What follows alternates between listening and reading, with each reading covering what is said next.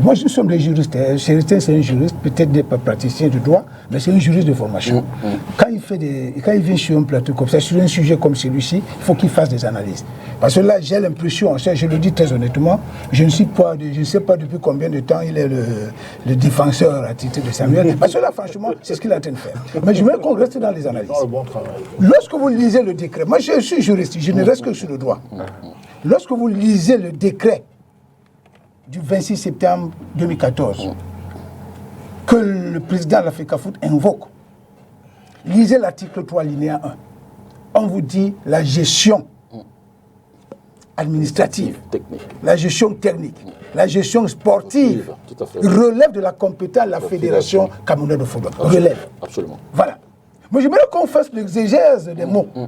Quand on vous dit gestion technique, gestion sportive, c'est des notions vagues. Absolument. Absolument. Est-ce qu'en parlant de notion de gestion sportive ou de gestion, est-ce que ça confère un pouvoir de nomination? Est-ce qu'on peut partir de cette disposition pour dire que le président de la fédération a compétence pour nommer? Je dis non. C'est une ambiguïté, il fallait clarifier cela. Et donc, lorsque nous venons dans la convention, article 9, on vous dit que le recrutement des sélectionneurs se fait de deux façons. Article 9 de la Convention. La Convention du 5 février 2015, qui a connu un amendement le 4 mai 2016. Article 9, alinéa 1er.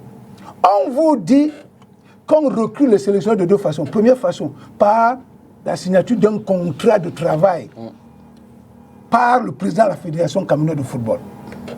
Je m'arrête d'abord là. Je vous dis là maintenant, c'est un expert du droit du sport qui vous parle. Lorsqu'on vous parle de recrutement de la nomination d'un sélectionneur, il y a trois étapes. Il faut d'abord le nommer. Absolument. Après, il faut le contractualiser. Après, il faut le prendre en charge. C'est trois étapes. La nomination, la contractualisation et la prise en charge. Vous pouvez le vérifier. Vous comprenez? La première étape, c'est la nomination.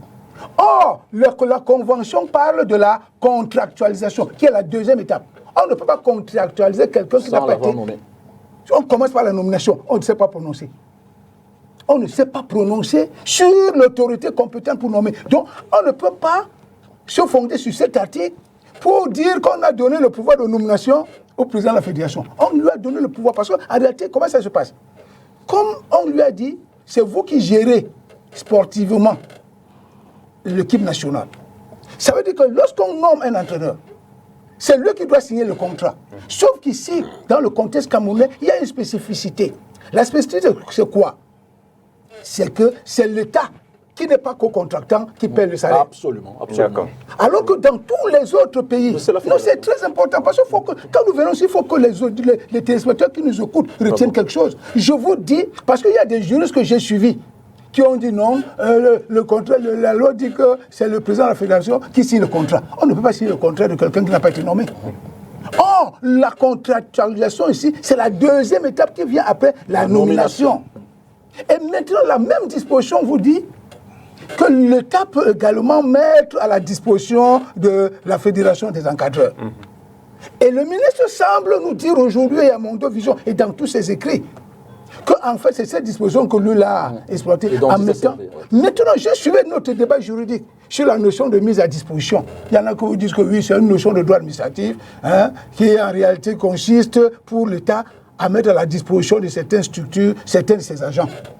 Là également, ce n'est pas une bonne interprétation. Ici, la vérité, c'est que cette disposition doit être interprétée de manière téléologique et de manière littérale. Téléologiquement, ça veut dire quoi? Ça veut dire qu'on doit rechercher l'esprit. Donc, qu'est-ce qui se pose comme problème ici, à ce niveau?